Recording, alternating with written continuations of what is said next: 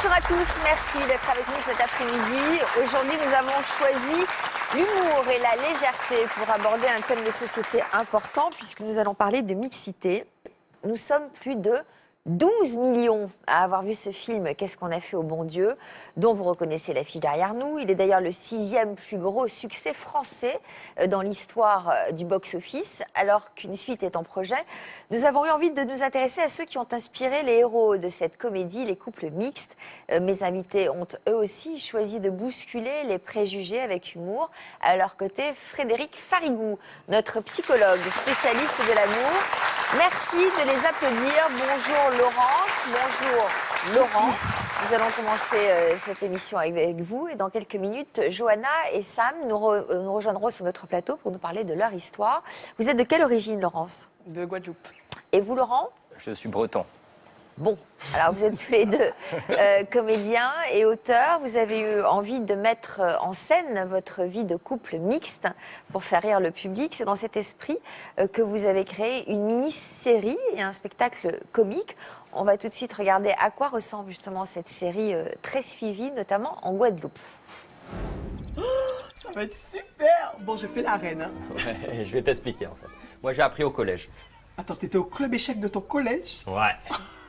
La honte! Moi, au collège, je t'aurais jamais parlé. Genre, t'avais le sac boîte aux lettres, l'appareil dentaire, les lunettes et les mocassins. Moi j'avais pas de lunettes, mais bon.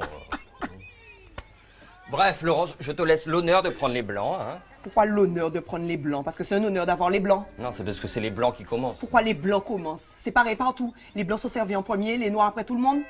Tu as les blancs, je prends les noirs. Ah ben bravo monsieur, prends les noirs. Alors là, c'est la supériorité du blanc qui fait son marché. Ah, aujourd'hui, je vais prendre ce noir-là, c'est ça? Laurence, t'es quand même pas sérieuse là. Un blanc qui prend les noirs, ça me fait penser au marché aux esclaves. Doudou, je suis désolé, mais c'est ancré dans notre inconscient collectif. Tu sais quoi, on va faire plus simple. Je prends les blancs, tu prends les noirs. Allez, c'est bon. Mais forcément, maintenant tu prends les blancs avec les blancs, les noirs avec les noirs. Pas de métissage, hein? La tour, elle se déplace comme ça, hein. De toute façon, j'ai remarqué ça ici, hein. Les blancs se mélangent pas, ils veulent pas s'adapter. Le cavalier, il fait des L Même comme quand j'étais au collège, c'était la même chose. Les blancs avec les blancs, les noirs avec les noirs, les indiens avec les indiens. Tu sais quoi, tu me saoules, je joue pas. Allez, vas-y, échec et mat, c'est bon. Alors, le spectacle vous joue en France depuis 2012 et cette série s'appelle Domino. Pourquoi justement vous avez choisi ce titre? C'est un nom de jeu. Là, on a vu les échecs. Alors Domino, c'est un couple mixte, ça existe dans le dictionnaire, on l'a trouvé d'ailleurs dans le dictionnaire, c'est un terme très usité aux Antilles, on dit le couple domino pour signifier un couple Noir-blanc. Voilà. Pour vous, est-ce que c'est encore nécessaire de rire des différences liées à la couleur de la peau? Moi je pense que oui, parce que ça permet de décristalliser les tensions qui existent entre deux cultures, quelles qu'elles soient, et du coup on identifie là où il y a des difficultés. Et on peut en rire, et après quand ça arrive en vrai, ben, on n'est pas vexé, on est beaucoup moins vexé, je pense. Disons que oui, en étant un couple mixte, justement, on peut soit être énervé par rapport aux remarques des personnes autour de soi, des différentes cultures, soit en rire, en fait. Et on a choisi d'en rire parce que c'était plus léger pour nous, voilà, on se sentait mieux d'en rire. Ça a désamorcé quelques crises de couple? Le fait d'en rire? Oui, oui. Au début. Oui, au début, oui. Il y a pas mal de personnes qui disaient, notamment en créole, Kao café avec blanc là, ça veut dire qu'est-ce que tu fais avec lui? Ou alors, toi, on te disait. Caille blanc là, Kao café ici. Enfin, regardez le blanc, qu'est-ce qu'il fait? Oui. C'est du breton, je parle un petit peu créole, voilà, c'est pour ça. J'essaye de montrer quand même que je parle un petit peu créole. Voilà. Mais quelques mots, j'essaye de les placer. Alors vous vous êtes rencontrés là-bas, en Guadeloupe? Oui. Comment? À quelle occasion? Dans une troupe de théâtre qui s'appelle Courteline. Ouais. Et nous avons fait à l'époque notre première pièce vraiment contemporaine, un fado. Et je jouais. Laquelle? Alors le fado, c'est le dindon. Le dindon. Et donc je jouais Armandine, qui est la prostituée préférée du personnage que je jouais, Rédillon. Et qu'est-ce que vous faisiez là-bas, vous, en Guadeloupe? Moi, j'étais professeur des écoles. D'accord. Voilà, je suis allé vivre à partir de 2004 là-bas en Guadeloupe. En 2008, vous avez commencé à utiliser vos disputes et votre quotidien de couple pour faire rire. Ça vous est venu comment, cette idée? Je disais tout à l'heure, c'est un peu pour désamorcer ce qui vous arrivait? C'est une sorte d'exutoire? Ça nous est venu... Alors, Effectivement, moi j'aime bien regarder les feux de l'amour. Pourquoi tu rigoles? Rien que ça Pas me ma fait faute, rire. Mais bon, j'aime voilà. Donc les feux de l'amour, faut J'aime qu'ils passent. Victor, j'aime ouais. Victor. C'est moi Oui, qui oui, pourrais oui, me oui. fâcher parce que c'est en face de nous sur une autre chaîne. Ah mince. Voilà. Ben ouais. Donc, voilà. Mais j'aime ça. Ça Donc, m'arrange pas du tout. effectivement, Bah non, donc, du on tout. va Donc, pas. ça. Mais en tout cas, dans les feuilletons, Ouais. j'ai tendance à bien m'identifier comme si c'était des personnes que je connaissais. Ouais. Donc, je disais, ah regarde Laurent Victor. Laurent, regarde, je suis pas d'accord. Et donc, je l'embêtais un peu. Donc, il en avait un peu marre. Et c'est un peu ça aussi, ça nous Voilà. donnait l'idée. Et puis, il y a une autre histoire. Voilà, pour toi, ton l'histoire d'où est né vraiment pour moi Domino, c'est on a été dans une soirée, une fête traditionnelle antillaise qui s'appelle un Léoz. Oui. Et Avec des tambours, moi je en suis fait. arrivé là-dedans et puis donc sur 500 personnes j'étais le seul blanc. Ouais. Donc voilà. Et Ça du devait coup, être dur. non, c'était pas dur, c'était pas la question. Non, mais parce que c'est vrai qu'aux Antilles, c'est quand même assez compliqué. Hein. Finalement, les gens ne se mélangent pas comme ça. Quoi. Il y a des... Mais moi, je trouve ça si compliqué. J'ai le même ressenti en Ouais. tant qu'antillaise en France. Voilà. Ouais. Quand j'arrive ici, ben, ce sentiment, il est le même dans le sens où les gens, de toute façon, c'est humain, je pense. À partir du moment où on arrive à un endroit où on n'a pas les semblables, on essaie de trouver là où ils sont. Et effectivement. Donc là, vous vous êtes senti un peu seul. Moi, je me suis senti seul et du coup, Laurence dansait. Moi, je m'ennuyais un petit peu et moi, je suis allé à la buvette. Voilà, boire un verre.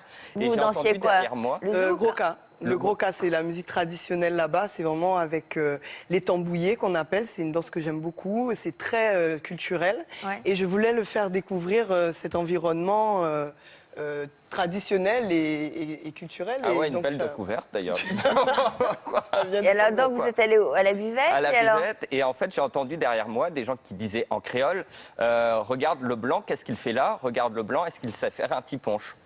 Et alors, mis à part le fait que je savais faire un tiponche, Et vous compreniez j'ai quand même le- le droit d'être là, en fait, tout Vous simplement. compreniez le créole? Je comprenais déjà Un le créole, peu, oui. ouais. oui. Un peu. Et donc, du coup, ça m'a énervé. Je leur ai rien dit, mais ça m'a énervé en sortant de la soirée. J'en ai On en a discuté parlé, avec ouais. Laurence. Et Laurence se retrouvait des fois dans des situations C'est la aussi même chose. où elle était dans des soirées qu'on va dire métro, donc des soirées où il n'y a que des blancs Ouais. aux Antilles, où elle s'ennuyait à mourir Ou aussi. surtout, il n'y avait pas de musique. Voilà, Déjà, il n'y a c'est ça. rien. Alors, ça parle, comment on dit ça? Ça parle souvent politique.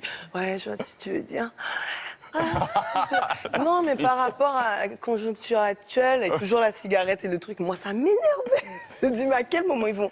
Enfin, j'ai dit, mais c'est une fête. Et ou c'est vrai que les du gens sport? dansent qu'à partir d'une certaine heure, alors que les soirées antillaises, à 8h, à 20h, tu arrives à 20h à la soirée, les gens dansent déjà, des fois à 8h, Oui, 8h30, c'est 9h, bon, tu viens c'est pour déjà... t'amuser. Ouais. Oui, voilà, c'est Ouais. ça. Mais en fait, c'est vrai que là, on parle des extrêmes hein, quand même. Ouais. Mais c'est vrai que ça nous est arrivé. Et donc, on s'est dit, c'est quand même fou que ça nous arrive. Et on s'est dit, il y avait vraiment un truc à faire. Il faut Et, vraiment être en couple mixte pour vivre pour ces le choses. ressentir Voilà, et le pour voir. ressentir. Voilà.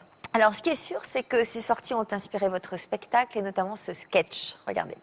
Justement, à propos de blanc, là, t'as pas oublié que ce soir, on va chez Pascal et Sophie. Ah oui, c'est vrai, C'est une c'est soirée métro, une soirée de blanc. Ne me fais pas honte comme la dernière fois, s'il te plaît. Parce que là- Pourquoi tu dis ça, Laurent?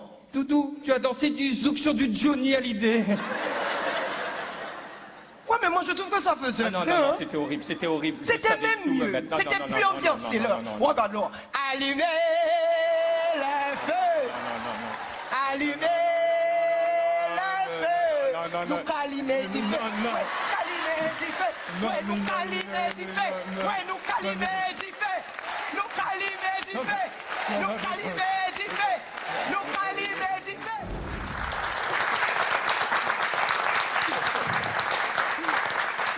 Alors, certaines de vos différences culturelles ont parfois été à l'origine de disputes. Quelle est la première chose qui vous a surpris l'un et l'autre, chez l'autre? Par exemple, Laurent chez Laurence. La façon de parler, la façon de... L'intonation dans la voix, plutôt. Voilà, c'est pas la façon de Pourquoi parler. Voilà, ça, par exemple. C'est-à-dire qu'en fait, Laurence me l'expliquait après. Elle me dit oui, mais ça vient du créole. C'est la façon de parler en créole qui est plus agressive. Ce qui fait que. Qui paraît plus agressif. Qui paraît plus agressif. Mais ce qui fait que nous, on peut le ressentir en tant que blanc métropolitain, très agressif et se dire mais elle m'engueule. Enfin, c'est pas possible. Par exemple. je sais pas, elle me dit, tiens, va chercher. Je dis, ouais, je vais acheter du poisson au marché. Et elle me dit, ouais, bah, prends-le bien frais, hein, vraiment bien frais. Hein. Je dis, oui, ok, mais je vais le prendre bien frais, évidemment. Bien frais, et tu insistes bien sur la table. Je dis, oui, bien sûr que je vais le prendre frais. Je dis, t'as pas besoin de m'agresser. Je dis, mais je t'agresse pas, je précise les choses, c'est tout, mais de manière très douce. Alors que je dis, mais non, pour moi, ça me paraît agressif. Et ce qui fait que des petites choses comme ça paraît rien, mais ça engendre des petits conflits, parfois, voilà. Et vous, chez lui? Le silence.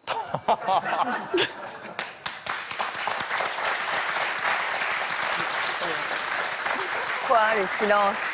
Ah non, mais c'est vraiment, on se rend pas compte, les différences culturelles, c'est quelque C'est-à-dire le chose. silence? Laurent est breton. Ouais. Effectivement. Et dire qu'il en est général, taiseux? Mais non, mais c'est pur que taiseux. En plus, il est du Finistère Nord. Oh là là. Il y a un Donc- public du Finistère Nord qui regarde. Oui, toute une mais histoire. Alors, suis- c'est quoi le Finistère Nord en termes de ça parle caractère? pas, en fait, il n'y a pas vraiment d'expression, on sent pas les expressions. Mais t'es content? Ouais. Mais montre-le, en fait, le côté de ne pas montrer les émotions que chez nous, elles sont avec la langue et donc quel que soit même le français, même quand on parle français, on a tendance à facilement montrer nos expressions. Quand on rigole, on rigole. Il n'y a pas ce côté je rigole pas fort ou fais pas ça trop fort ou contiens-toi ou Ouais. et en C'est vrai Bretagne qu'il y c'est a un très côté plus taiseux. taiseux, ouais, voilà. Donc effectivement ce côté-là et puis Et à le l'inverse, côté- vous avez été gêné par son côté peut-être un peu trop expressif ou Exactement. démonstratif? Un peu, ça peut. Dans quelle situation? Bah, les repas de famille, par exemple, c'était... Dans Maman te regarde. Ouais. Fais gaffe. Fais gaffe. Bah, les repas de famille, c'est quand même C'est super. bruyant. Bruyant, Enfin, c'est ouais. hyper bruyant, voilà. Là-bas en Guadeloupe? Là-bas, en Oui, Guadeloupe, c'est oui, super. bien On sûr. parle, tac, donne-moi ça, etc. Et puis chez Laurent, Ouais, c'est plus ennuyeux. c'est pas plus, le mot ennuyeux n'est pas le Adapté. bon, n'est pas adapté. Pardon. Je dirais plutôt. Non, excusez-moi, c'est pas ça. Tu vois dans l'expression. Alors, donc, on va en Je chercher un dirais, autre, comment on peut dire ça? plus Plus, réservé. voilà, plus Réservé, réservé. voilà, réservé. Parce que ennuyé, c'est peut-être péjoratif. Oui. Donc réservé, je pense, ouais, plus réservé. Ça, on va dire les choses plus calmement et puis c'est moins expressif, ouais, beaucoup. Alors, là encore, ce décalage a donné lieu à un sketch. C'est quoi? Excuse-moi, ça se fait pas de venir dans une veillée pour faire un scandale comme ça, tout le monde nous regarde là, c'est pas possible. Là. Oh, j'ai honte, j'ai honte, j'ai honte. j'ai Attends, honte. c'est pas ça que j'ai entendu. Oh là là, c'est pas vrai ça. J'ai honte. Je fais un scandale. Oui, tu fais un scandale, oui. Laurent, c'est pas ma faute si nous, les personnes de couleur, on sait s'exprimer. Nous aussi les blancs, on sait s'exprimer, je te signale, ça va? Vous savez vous Bien sûr, exprimer. bien sûr, oui. Quand vous rigolez, il n'y a jamais de son. Quand c'est des filles qui rigolent, il n'y a que les cheveux qui rigolent.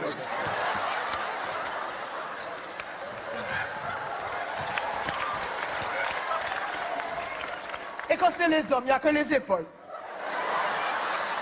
Laurent, c'est voilà. ce que je voulais te dire depuis le début. Coincé, vous êtes coincé. Non, non, on n'est pas Vous êtes coincés du tout. coincé. Non, non, on n'est pas Comme coincés. vous êtes coincé. Non.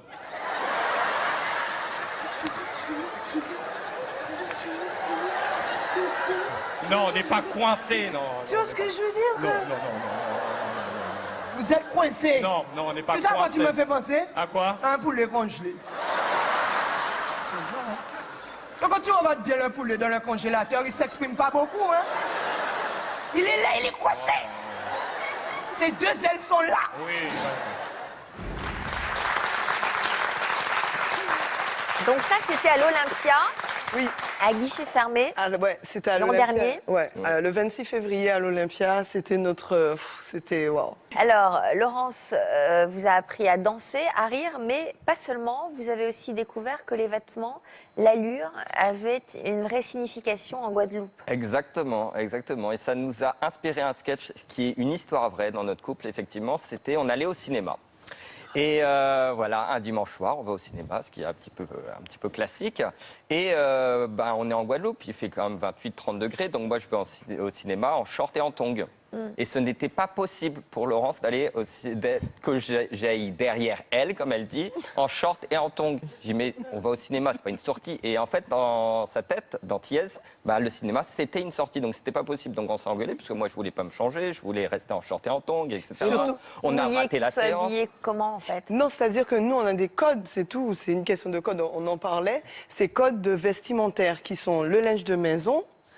Mais c'est ça, tu as ton vêtement de maison que tu mets à la maison, ton vêtement de sortie quand tu sors. Mais pareil, je veux dire, c'est vrai que ça paraît pas, c'est par rapport au climat. À partir du moment où je disais à Laurent tout le temps, je dis, c'est pas parce qu'il fait beau que tu dois t'habiller en short et tongs tout le temps. C'est comme si ici, moi je me lève, tranquille, j'ai pas trop envie d'enlever le pyjama, je rajoute un blouson, mais bon, tranquille quoi. Mais je peux pas faire ça. Et chez nous, c'est vrai qu'il y a le code vestimentaire qui est... beau, on a tendance à se mettre en short, non? Enfin, même pour aller travailler. Alors, un banquier, est-ce qu'il serait en short et tongs? Non, c'est vrai. Mais là, vous habillez comment pour aller au cinéma? Pour aller au cinéma, une tenue de ville, on va dire, comme si j'allais... Travailler, ouais. Voilà. Et puis surtout, il y avait ce petit détail que j'avais précisé à Laurent, c'était au cas où qu'on rencontre son ex. Voilà, ça c'était incroyable aussi. Parce que c'est ça le truc, tu rencontres l'ex et tout, parce qu'elle va dire j'ai bien fait de le quitter, de toute façon, celle qui est avec lui là, s'en occupe pas bien, donc voilà. C'est ça d'où la qu'elle se signification dirait. de la tenue, effectivement, c'est quand même fou, c'est bien C'est-à-dire plus que marqué. Oui, il y a une importance, on va dire. Vous pensez qu'Alex? Non, mais dans l'idée du sketch, c'était ça. C'est vrai que, et dans ma justification, je disais à Laurent, mais si on rencontre une personne que tu connais ou que je connais, ils vont dire, c'est normal. Ça veut dire qu'aujourd'hui, là, par exemple, quand vous sortez avec votre fiancé, puisque vous n'êtes plus sa fiancée aujourd'hui. Non, nous ne sommes plus en couple. Donc, ça vous est déjà arrivé de croiser sa nouvelle fiancée et de faire des commentaires sur la manière dont il était habillé? Non, mais je le ferai pas, mais c'est vrai que j'aurai une petite pensée. Très profonde. Alors, en me disant si oui ou non, bon, si il est bien, je lui dirai, dis donc... Non, te connaissant, tu vas dire, ah oui, c'est parce que je lui ai appris avant, voilà. Oui, effectivement. Voilà. Alors, vous êtes séparés depuis combien de temps? Ça fait un peu plus d'un an. Un peu plus d'un an. Ouais. Mais vous continuez à faire vos spectacles ensemble? Oui. Alors, ce sont vos différences qui vous ont séparés? Pas vraiment. Pas vraiment, non, c'est le quotidien, je pense. Notre quotidien, c'est vrai qu'on a une vie un peu... En plus d'être en couple mixte, on a une vie surtout de comédien et notre vie professionnelle a pris beaucoup de place. Ouais. Et c'est vrai que par rapport à ça, c'était plutôt ça. Voilà, c'est pas évident de travailler avec son conjoint. Mais sinon, je l'aime bien, j'aime bien Laurent. Tu m'aimes bien, dis-le. Oui, je t'aime bien,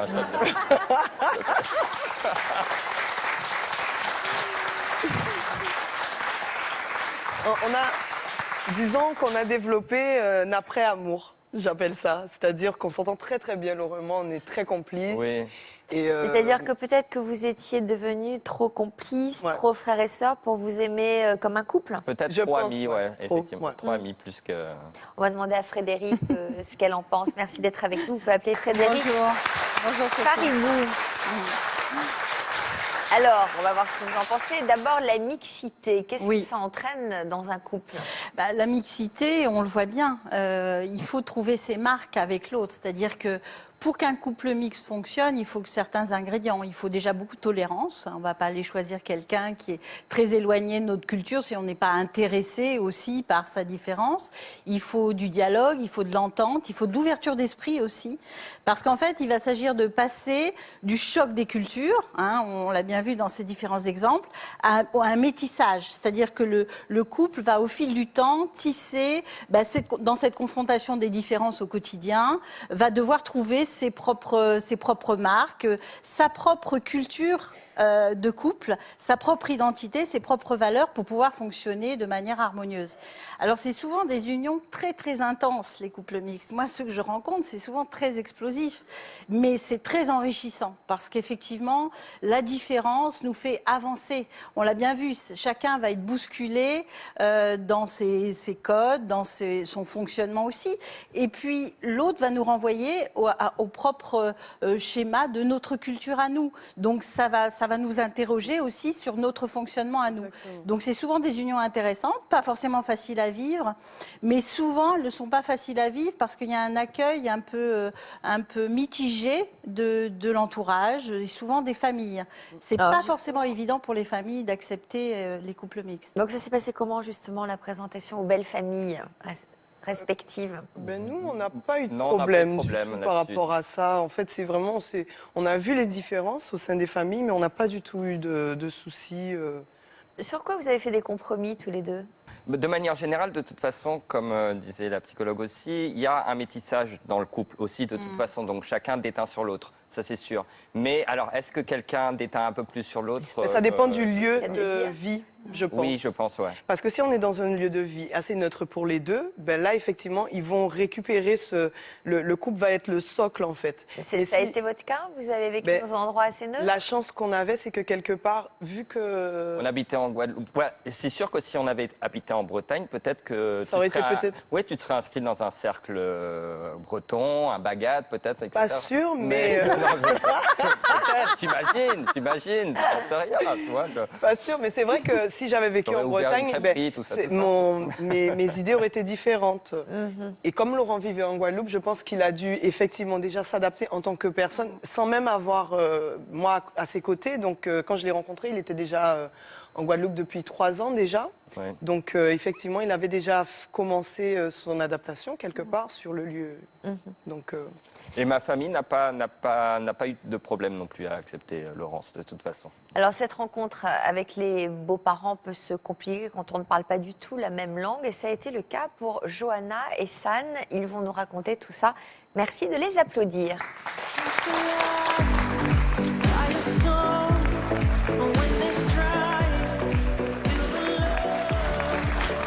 Bonjour. Bonjour. Bonjour à tous les deux. Alors on va commencer par le début de votre histoire d'amour. Vous étiez au lycée lorsque vous vous êtes rencontrés. Johanna, qu'est-ce qui vous a plu chez San quand vous l'avez vu pour la première fois? Il était chinois. Vous Bah, en étiez fait, attiré par les Asiatiques? Je trouvais les Asiatiques très beaux. Je trouvais qu'ils avaient de très beaux yeux. Alors chez moi, c'est le contraire en fait. Chez moi, en fait, les Asiatiques, j'aime pas trop les Chinoises en fait. Je préfère les Françaises. Pourquoi vous n'aimez pas les Chinoises? Bah, disons qu'elles sont un peu plates, on va dire. C'est quelque chose ça m'a jamais attiré. Donc, Bon, je préfère les On Françaises. s'est bien trouvés, hein, Voilà. pour le coup. Donc vous aimez les femmes à forte poitrine.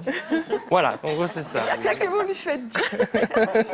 Non, Bah c'est oui, c'est vrai ça veut que. dire ça, non? Oui, oui, oui. Hein? Oui, ça veut dire ça, oui, tout à fait. Bon, Oui, oui. alors, vous n'êtes pas né en France, Non. vous êtes né où? En Chine, à Wenzhou, c'est à côté de Shanghai, Vous aviez quel âge quand vous êtes arrivé en France? 8 ans. Vous vous souvenez de vos années de vie en Chine?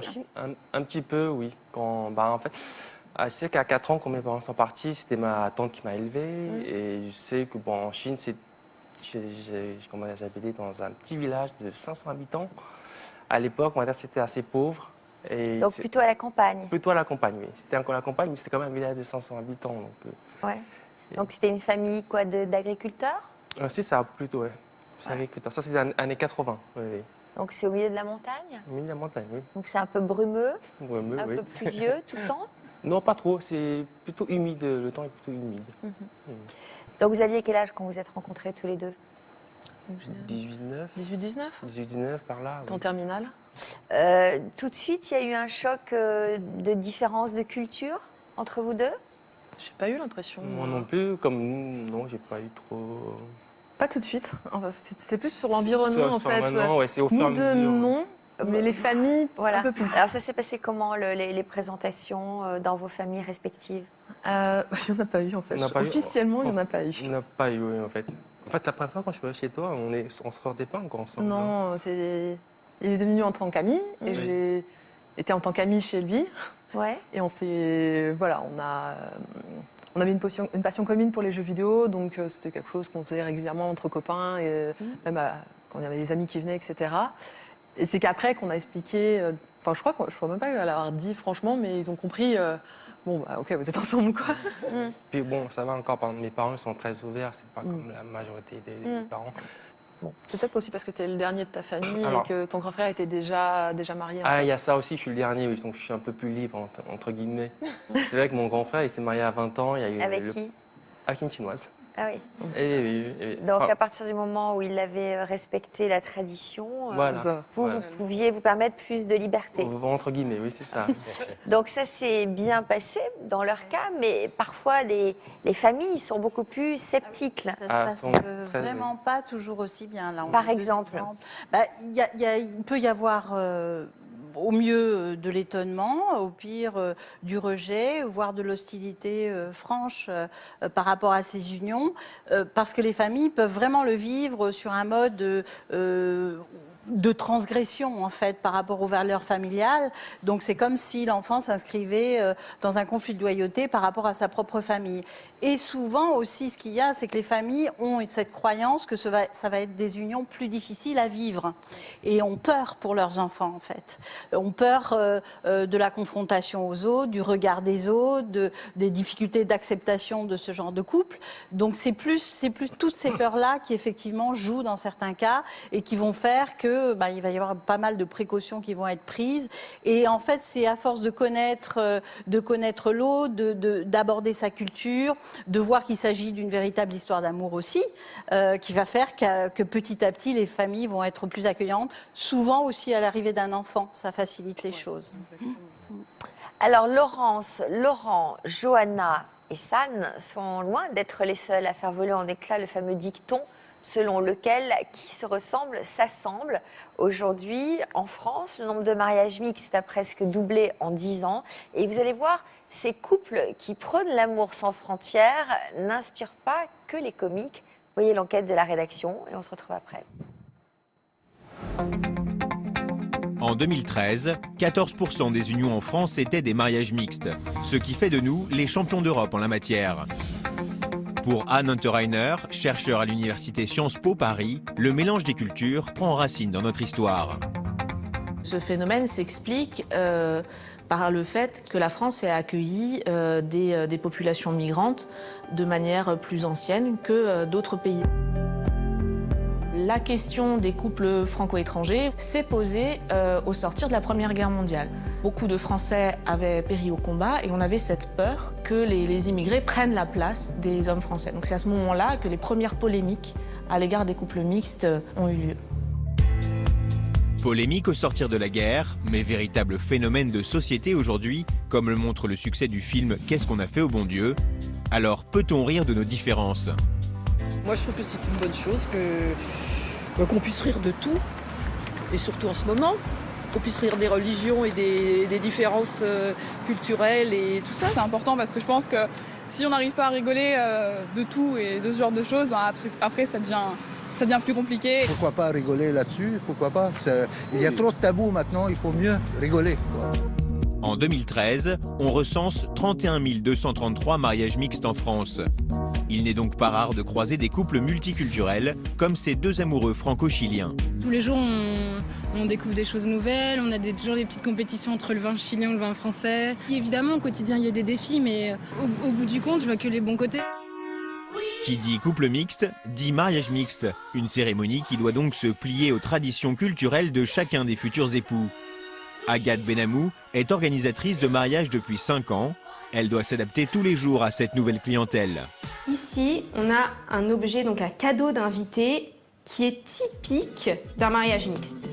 On a un petit plat à tagine et quand on ouvre, on a les dragées qui sont typiquement le cadeau d'invité qu'on offre en France. C'est le cadeau idéal pour un mariage mixte France-Afrique du Nord. J'ai aussi organisé un mariage franco-chinois où la partie très importante est la cérémonie du thé où voilà, tout le monde met des habits traditionnels et puis ensuite on passe à un dîner avec du foie gras et des plats bien typiquement français. C'est vraiment un double tranchant, ça peut très bien se passer comme ça peut mal se passer. Ce sont des mariages quand même qui restent assez délicats à organiser. Et des mariages moins durables, Frédéric, a priori ou pas? Des mariages moins durables, a priori? Ah, du tout, absolument pas. Il n'y a pas plus de rupture chez les mariages mixtes que... De toute façon, dans un couple, on est par définition différent de l'autre. Donc la confrontation des différences, elle est plus marquée chez les couples mixtes, mais elle est réelle chez les couples de même culture. Donc il n'y a absolument pas plus de séparation. Au contraire, souvent, le couple est surinvesti, l'autre est surinvesti. Donc le couple va faire front par rapport à l'extérieur et ça va donner des couples qui peuvent être très durables. Alors, vous êtes tous les quatre passés par l'étape du mariage. On verra tout à l'heure à quoi ont ressemblé vos cérémonies de mariage. Johanna, comment se comportait la mère de San avec vous?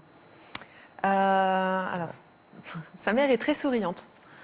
C'est quelqu'un de vraiment très accueillant. Donc, dès le départ, elle met en confiance.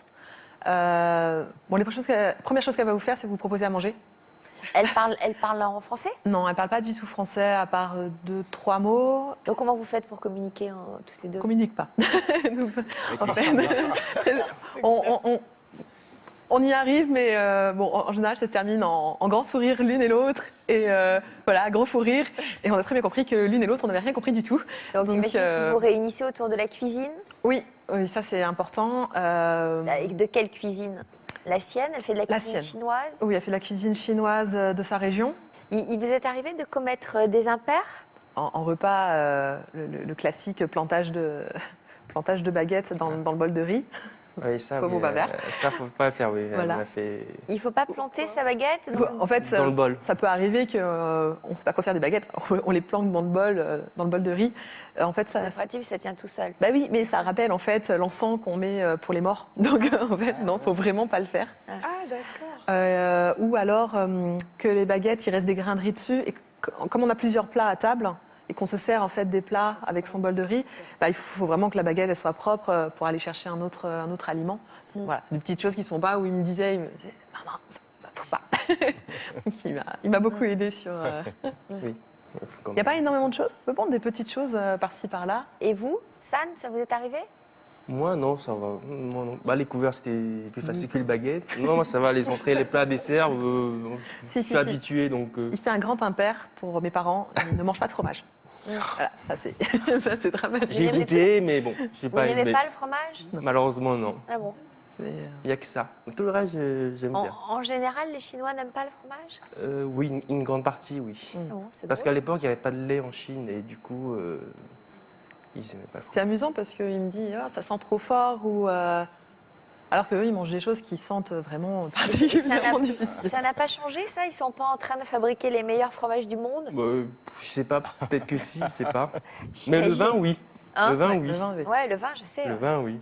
Et vous n'avez pas commis des impairs l'un et l'autre? Oui, j'ai demandé à sa mère d'augmenter le chauffage. Et elle m'a dit, comment ça, il fait déjà 18. Bah, 18, ça va? C'est pas possible. Bah, non, 18, ça va. non. Et encore qu'elle avait fait, et je me souviens, ma belle-sœur, Oya, était venue me voir, elle avait carrément été venue, elle a fait, oh, comment t'as fait? Je fais quoi? Tu lui as fait augmenter le chauffage. Oui, parce que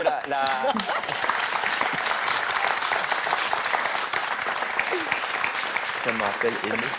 La femme de mon frère est turque en fait, voilà. Donc on a mixé pas mal dans notre famille. Et elle était super adorable, elle avait augmenté pour moi. Juste. Voilà. Par contre, on pourrait parler des impairs de ta maman, si Il y en quelque a part. pas beaucoup. Si, on peut aborder le fait que quand la maman venait, elle est très gentille ta maman, hein, c'est pas elle venait la où? question. À la elle maison. venait à la maison. Elle venait un peu plus que régulièrement, mais. C'est-à-dire, elle venait tous les jours?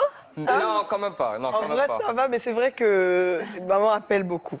Elle habite à combien de kilomètres de chez vous? Elle habite maintenant à Saint-François, où elle habitait à peu près. On fait pas. C'est combien parce que nous on fait 50 pas. kilomètres. J'arrive pas à calculer. Tout près, parce que là-bas, c'est à 1h30 quand même. Oui, c'est long. Mais disons que la maman, on sait quel jour. Enfin, non, on sait même pas quel jour elle va arriver, parce qu'elle ne prévient pas. Mais Et quand elle arrive, donc on constate qu'elle est là. Donc, Et qu'on ne sait pas accueille combien quand de même, jours etc. qu'elle va rester. Ouais, on ne C'est sait pas surtout combien de ça. jours. Elle dit oui, je vais partir mardi, mais on ne sait pas de quelle semaine elle part. C'est ça le problème, en fait. C'était un petit peu ça. Alors on l'accueille, c'est pas c'est pas le problème, mais c'est vrai que des fois c'est long. Ouais, c'est vrai que pour Laurent, c'était long. Moi, ça allait, tant qu'elle était là, pas de problème. c'est sûr. Mais c'est vrai que c'était long. Et alors pourquoi c'était long? Parce qu'en fait, elle parlait beaucoup, il y avait trop de bruit dans la maison. Disons que quand la belle famille est là, en l'occurrence sa mère, il faut toujours faire. On n'est pas. Je peux pas me promener en caleçon dans le salon, etc. Enfin voilà, on n'est pas à l'aise comme quand on est en couple. C'est Voilà. sûr, ouais, c'est clair. Mais encore que maman, elle est cool. Hein. Oui, Ça va. mais le caleçon quand même, c'était quand même. Voilà, c'était une étape supplémentaire. Voilà. Ça va, maman, elle est cool. Et alors, Johanna, quand on a préparé notre émission, vous nous avez parlé d'un rituel assez particulier pour vous et qui a lieu 2 fois par an. Est-ce que vous pouvez nous expliquer? Oui, donc en fait, dans la culture asiatique, comment expliquer ça? Je parle des boissons qu'on doit avaler. Pour la santé, en fait, elle nous préparait des décoctions à base de plantes, à base de... Ouais, ça c'est pour la santé, ça. base Ça remplace les vitamines C, choses comme ça. En fait, nous, on va prendre un cachet, on va aller chez le pharmacien, il va nous donner de l'homéopathie ou quelque chose de soft, on va dire. Eux, ils prennent l'écorce d'arbre et ils le mettent dans l'eau. Et ils font bouillir ça dans une marmite. Et on appelle ça du remède rasier chez nous. En fait, souvent, même la grippe et tout ça, nous, il n'y a pas de médicaments. Beaucoup, oui. Il y a beaucoup de plantes médicinales qui poussent et il faut aller... Laurent, tu as fait les frais avec... Quand tu avais eu la dingue. La dingue, ouais, quand j'ai eu la dingue. Oui, mais ça allait en fait finalement. C'était dégueulasse quand même. Oui, à boire, c'est pas bon. C'est vraiment pas Mais bon. on se dit que bon, parce qu'un médicament en soi n'est pas bon non plus à acheter à la ça ressemble à de la terre à boire, en fait. Ouais. Donc on met beaucoup de sucre. Beaucoup de pour essayer sucre pour passer. atténuer un peu l'amertume. Ah, la terre. Ah, ça ressemble à de la terre, ça a de la couleur de la terre, ça ressemble pas du tout à de l'eau. Rouge ou noir? Noir. Plutôt noir, oui. Ouais, mais c'est ça, c'est les écorces. Oui, je Oui, vois ça, de c'est les quel écorces, truc. les champignons Et alors, ça séchés. sert à quoi, ça? À être en bonne santé. Et on le boit tous les combien? Tant qu'on est malade. Et puis, non, elle le faisait même sans, comme ça, parce qu'elle disait que. Ouais, une en fois, prévention. 2 fois, oui, par an, de temps en temps. En tout cas, on le sentait quand on arrivait, on savait, oh là, ça y est. Elle me donne toujours. Hein. Tu sais, quand je vais chez mes parents, elle me donne toujours. Hein. Pas, hein. Parce qu'il y a une odeur... Particulière, oui. Ça sent la terre, c'est vraiment c'est assez significatif de la terre. Et vous étiez obligé de le boire? Je vais pas dire non, parce qu'elle a quand même préparé toute la matinée et tout. Ça, je vais pas dire non. c'est comme la nourriture, elle passe un temps extraordinaire en cuisine. J'ai jamais rien refusé. Mais c'est bon, non? Ah, la cuisine, oui, mais la décoction, non, la cuisine. Ah non, la cuisine, oui, non, la cuisine. Ah, la cuisine, oui, mais ça va que... Il y a des choses vraiment très particulières à manger. Par Mais exemple. Johanna, tu resplendis de beauté par contre. Hein, de bonne santé. Enfin, Ça prouve que ça marche. Voilà, j'essaie de- Par exemple, qu'est-ce qu'il y a de très particulier? Les pâtes de poulet. Les pâtes de poulet, ça, C'est bon, ça. Elle détestait ça au début. J'ai mis un peu de temps à le manger, Ouais. quelques années, avant d'essayer. Ouais. Le côté quartier. Oui, Alors ça, c'est les oreilles de porc. Ah, ça aussi. les oreilles de porc. C'est très bon. Les oreilles de porc coupées en... En fait, c'est le mangez ça cartilage, on n'a pas On mange le l'habitude. poing, on mange la queue, on mange tout. Hein. Ah oui, mais c'est notre spécialité un peu. Ah, mais eux, ils mangent tout, en fait. Ils ont Alors- appris. Mais comme on dit, hein, quand on connaît la famine, on finit, je pense, par absolument tout manger. Mais en France, on le faisait aussi. La preuve, c'est qu'effectivement, aux Antilles, je sais que. Mais aux Antilles, on a pas mal de petites choses encore de naturel, très naturel. Et c'est vrai que le fameux queue de porc que Laurent ne peut pas saquer du tout. Non, je peux Et pas. moi, par contre, j'arrive pas. J'aime pas l'andouillette. Donc il n'y a rien qui vous a vraiment dégoûté, vous, Laurent? Bah, mis à part les queues de porc, Ouais, voilà. les queues Mais de non. porc, c'est quoi, L'œuf c'est de trop 100 ans. Si un jour, il faut être dégoûté de quelque chose. L'œuf Le de quoi 100 ans, c'est très difficile. Pardon? L'œuf de 100 ans. C'est où, ça? Ah, bah, c'est comme son nom l'indique, je pense. Mais sauf que c'est pas 100 ans, ils mettent 100 jours sous terre. À la Donc fin, c'est ça un fait œuf pourri. C'est un œuf pourri qui est translucide, quelque sorte. complètement translucide, sauf le jaune qui est devenu noir. Ah, mais c'est pareil. hein, c'est- Non, mais... Alors ça, j'ai jamais pu. Ça fait inquiétez 15 pas, ans. ça se mange quand même. Hein. Ah oui, d'accord. On aime ça. Hein. C'est pas possible. Et pourquoi vous aimez ça? Parce que c'est fort en goût? C'est fort en goût et le goût est tellement différent qu'en fait c'est plus onctueux et donc on met un peu de sauce dessus, on met pas comme ça cru, met un peu de sauce et c'est vachement du bon. goût, Ah ouais. Mais parce qu'on Ah, c'est parce fort, qu'on est ouais. habitué, donc il y a ça aussi. Ouais. Mais j'ai senti tout à l'heure, parce que tu en as apporté à Sophie, évidemment. Je n'étais pas au courant, mais voilà. Alors, s'il fallait sentir, on aurait ramené du durian. Ah ouais. Du quoi? Du durian. C'est le fruit asiatique qu'en général les gens connaissent parce que physiquement il est assez grand avec beaucoup de picots. Et ils sont très très forts et pas super bons. Mais même pour, je crois que même pour les Asiatiques, Ah oui, non, ça c'est un peu trop. C'est trop. C'est pour ça que je trouve ça drôle qu'ils n'aiment pas le fromage parce qu'ils ont vraiment des choses qui sentent très fort quand même. Mais il y a des choses que j'ai mis des années à manger, comme le sousa, qui est un dessert chinois. J'ai mis des années à le manger et aujourd'hui c'est un de mes desserts préférés. Pourquoi? C'est quoi? C'est à base de quoi? C'est du lait de soja et en fait à l'intérieur ils mettent des choses très colorées, très fluo. Gélatine, des choses comme ça. Alors sur le moment, c'est vrai que ça donne rien que les couleurs fluo, on se dit peut-être pas. Mais en fait non, c'est vraiment particulièrement bon, c'est très sucré et non, j'en prends à chaque fois et je regrette d'avoir mis autant de temps à essayer celui-là.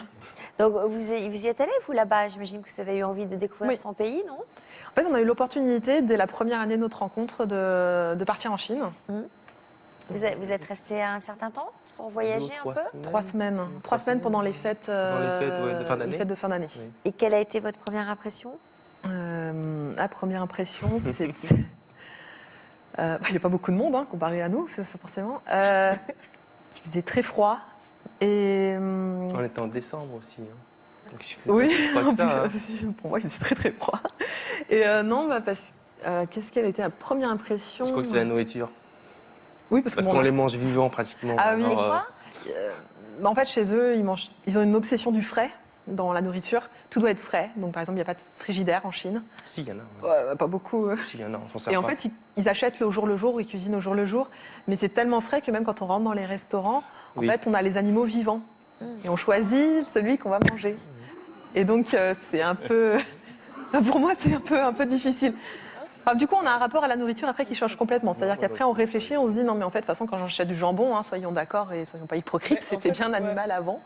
Moi, je comprends cette réaction. Mais nous, c'est vrai qu'aux Antilles aussi, on est très proche en fait de tout ce qui est naturel.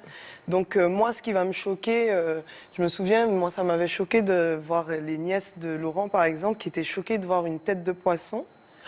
Ah non, je vais pas la manger.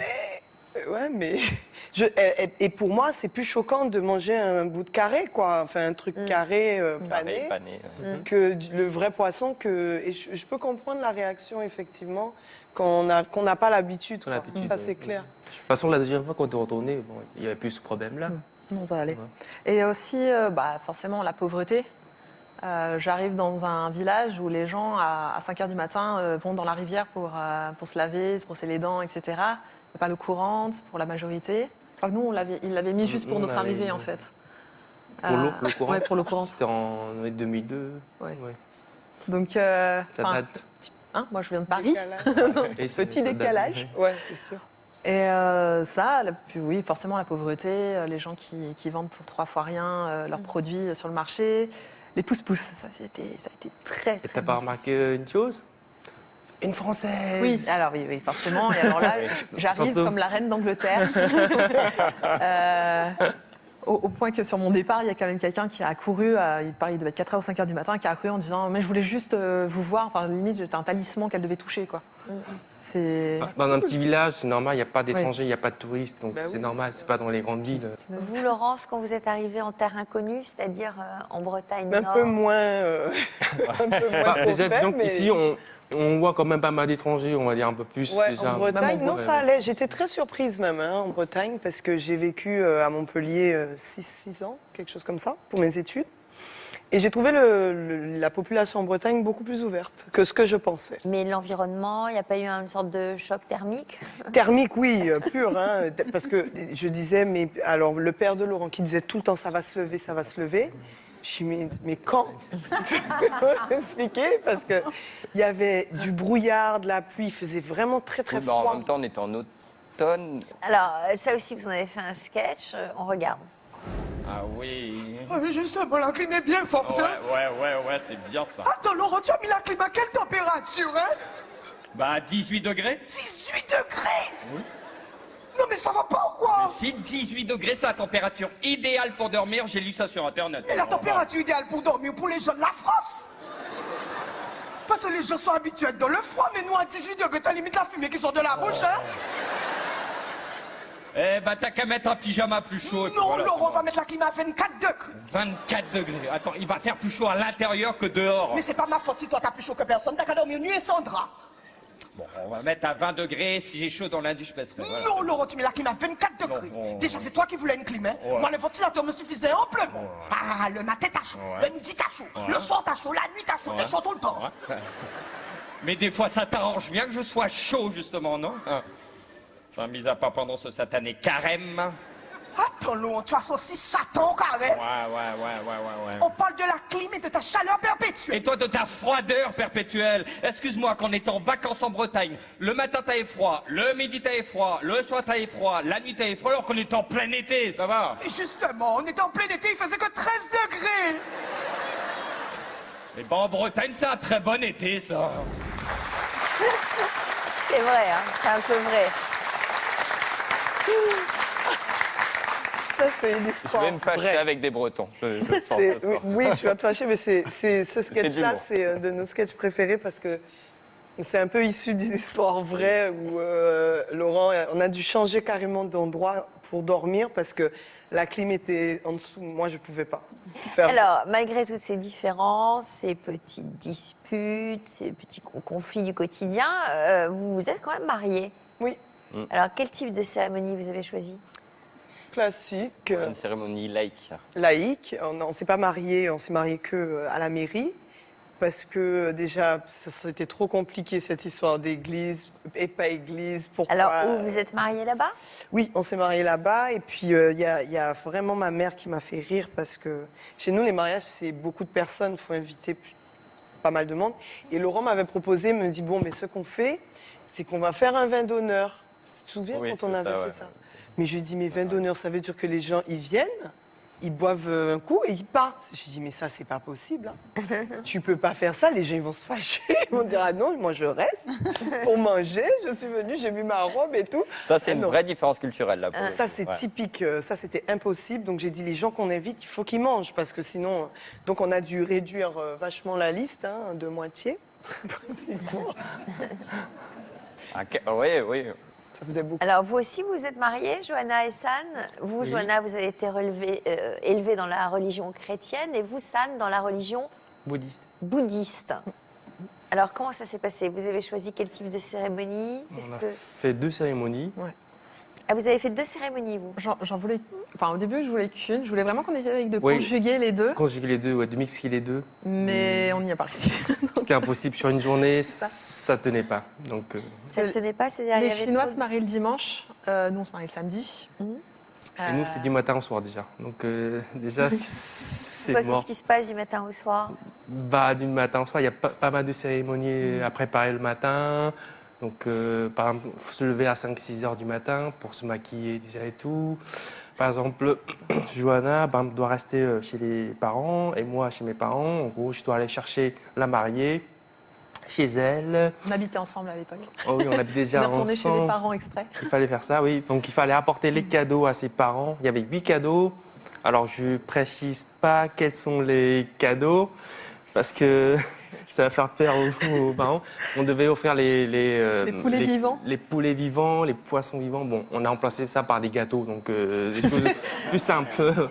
Parce que Voilà. c'était un peu compliqué de ramener ça dans ma maison en banlieue parisienne, Voilà. dans le jardin, à tuer le enfin bref, pour les manger ensuite. C'est pas possible. Donc du coup, on a fait plus simple. Des cadeaux souples. Mais par contre, il en fallait 8 parce que le 8, ça porte bonheur. En Chine, c'est toujours 8. Et en fait, on aurait pu conjuguer en mettant le côté chinois le matin, qui est très important le matin, parce que c'est là qu'on fait les sortes de cérémonies de thé. Il y a des échanges particuliers à faire par rapport aux parents, aux invités. Oui. Donc il y a un échange de ce qu'on appelle les pochettes rouges, par exemple. C'est des pochettes qui contiennent de l'argent.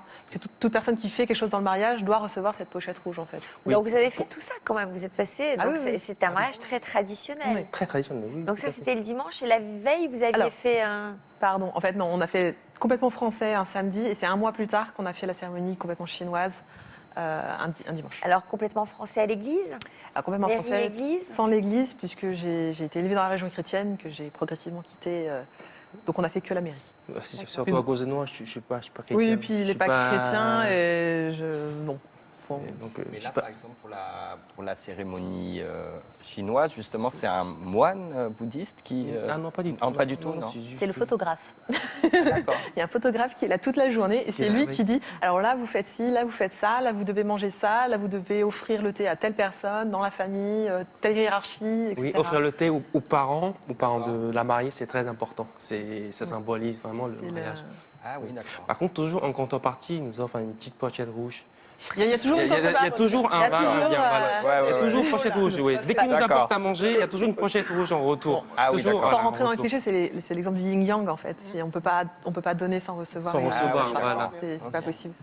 Mais du coup, non, on a fait une cérémonie française tout à fait classique à la mairie, et puis ensuite vin d'honneur, dîner, la fête. Et tout s'est passé comme prévu? Oui. Bah oui. Globalement, oui. On a même prévu un dîner exprès pour ma famille. Hein. Oui, quand même. Oui. On a pour la version française, en fait, les Asiatiques ont souvent, enfin, la cuisine française a la réputation de ne pas avoir beaucoup à manger. Donc, on est d'accord. Hein. Donc, j'étais sûre que vous seriez d'accord. Mais c'est vrai. Du coup, nous avions fait une entrée type buffet très important. À volonté. À volonté pour que, justement, ils n'aient pas l'impression qu'il n'y ait pas trop à manger. Même si après, c'était un plat plus classique et pas très recherché. Mais au moins, voilà. Sur l'entrée, alors là, on a fait le grand étalage. Et la différence de religion, ça n'a pas posé de problème? Enfin, moi, je suis plus athée, en fait. Je suis pas très bouddhiste non plus. Il y a quand même eu un détail. C'était le fait que ta mère soit pas présente pour la cérémonie chinoise. Ah, ça, c'est... Oui. Parce qu'en fait, elle est allée... Enfin, pour se marier pour la date chinoise, elle est allée au temple demander au moine, en fait, de sortir une date. Une bonne date pour se marier. Il y a des mauvaises dates, il y a des bonnes dates pour ça. Et donc, c'est là où... il y avait une bonne date pour que nous, on se marie, mais c'était pas une bonne date pour la relation belle-mère-fille. Et donc, du coup, elle s'est esquivée. En fait, elle n'était pas présente pour le mariage chinois. Juste la matinée. La matinée. Juste la matinée, jusqu'à 10h. Voilà. Ah oui, après, elle est revenue. quand même très... Oui, elle est très superstitieuse. Très superstitieuse. Elle est très... Oui. Alors, aujourd'hui, vous êtes les parents d'une petite fille de 8 mois qui s'appelle Célina. Et l'arrivée de cette petite fille a fait surgir d'autres problématiques. Lesquelles? La première, c'était la langue, je crois, pour moi. Oui. On se pose encore la question, d'ailleurs. On se pose toujours la question. Oui. Enfin, le prénom et la langue. Pour le prénom, il fallait que ce soit pour moi, c'était important que ce soit un prénom que sa famille puisse prononcer sans écorcher. Donc, il y a beaucoup de syllabes, de lettres que j'ai enlevées. Et il fallait que ce soit eurasien. Parce qu'elle est eurasienne, donc pour moi, c'était important que ça ressorte un petit peu. Alors, je sais, pour vous, Célina, ça paraît pas non plus, mais moi, elle s'appelle pas Françoise non plus, quoi. C'était... Voilà, je voulais que quelque part, il y ait une recherche, même dans son prénom, de quelque chose de un petit peu différent. Et alors pareil, il y a des traditions différentes en fonction de vos cultures respectives au moment de la naissance d'un enfant? Oui. Ah oui. Par exemple? Je te laisse l'expliquer. En fait, après, pour eux, l'accouchement, c'est tellement important. Enfin, c'est pour la femme, c'est tellement fatigant qu'elle ne doit plus bouger du lit pendant 1 mois après l'accouchement. Mais t'es obligée de le faire Non, c'est pas Il n'y a jamais d'obligation, mais aller voir sa tête quand elle me voyait debout. Mais ma mère, elle a proposé, elle a même proposé. Qu'elle vienne habiter à quelqu'un qui vienne. Moi et tout. T'as dit oui? Non. Non. Non, parce que... C'est bizarre. Non, même moi, j'aurais dit non. Je sais qu'elle ne voudrait plus jamais, non. C'est difficile parce que c'est vraiment quelqu'un, en fait, qui aurait été là pour s'occuper de ma fille pendant 1 mois, et moi, j'aurais eu le droit de rien faire à part l'allaitement. Donc c'est lui qui l'a fait. Du coup, ouais. C'est lui, il s'est tout occupé de tout. Ouais. Voilà, moi j'étais tranquille, c'était les vacances. Je plaisante. C'est évidemment un moment crucial, hein, l'arrivée d'un enfant. L'arrivée d'un enfant, ça peut vraiment être un choc. Ouais. Ça peut être douloureux aussi parce qu'il y a plein de questions qui se posent que le couple n'a pas forcément anticipées, mais auxquelles je se trouve vraiment confrontée parce que là, il y a des enjeux, il y a une histoire familiale et il y a des traditions et il y a des problèmes qui sont liés effectivement le prénom, la langue qu'on va enseigner à l'enfant, la religion, l'éducation qu'on va lui apporter. Et moi, je vois vraiment, c'est important de valoriser la double culture parce que pour un enfant, c'est une vraie richesse. Donc, c'est important que lui soit enseigné aussi la langue qui n'est pas forcément parlée dans le pays où il vit, la langue de l'autre parent, qu'on l'initie aussi à certaines pratiques liées à la religion, même si vous n'êtes pas très pratiquant. Ça fait partie aussi de son histoire, de là d'où il vient. Donc c'est important qu'il ait cette culture-là. Et il est dans cette double culture, ça fait partie de lui. Et souvent, il y a des enjeux de pouvoir dans le couple qui sont liés à imposer plus la culture de l'un ou de l'autre. Donc il faut vraiment être vigilant là-dessus parce que tout parent qui va à un moment donné dénigrer la culture de l'autre, d'une certaine manière, va dénigrer son enfant. Donc c'est vraiment important d'être dans le respect et la reconnaissance effectivement, de la culture de l'autre et de l'enseigner à son enfant. Ça fait partie de sa richesse. Mais je vois bien que de toute façon, on n'y échappe pas. Ça me pose souvent des questions d'ordre religion, surtout avec l'actualité, avec les fêtes. Et donc, voilà, on aime bien en discuter. Et je ferai pareil avec ma fille. Je lui expliquerai. Et puis, en grandissant, si son choix se porte vers une ou une autre religion, je l'accompagnerai volontiers là-dessus. Eh bien, merci d'être venu nous faire partager ces histoires, ces témoignages et surtout votre humour. Le DVD de Domino à l'Olympia sort courant novembre et on va se régaler évidemment en le regardant. Et puis, Laurence, vous ferez votre One Woman Show. Ça va décoiffer le 27 février à la Cigale. On vous souhaite merde pour tout ça. Je prends. On dit ça aussi en Guadeloupe? Oui, on le dit, on prend. Voilà. Très bien. Merci d'être venu. N'oubliez pas la rubrique Toute une histoire dans version féminin ce week-end. Merci à Frédéric. Tout de suite, nous avons rendez-vous pour un nouveau numéro de l'Histoire continue. Nous allons retrouver l'écrivain Nathalie Reims. Elle était venue dans Toute une histoire pour nous parler de son non-désir d'enfant. Aujourd'hui, elle vient nous présenter un pan de sa vie personnelle, jusque-là secret. Son histoire d'amour avec un homme plus âgé alors qu'elle était très jeune. À ses côtés, Christine, l'une de nos téléspectatrices qui, comme elle, n'a pas souhaité avoir d'enfant. À tout de suite. Merci.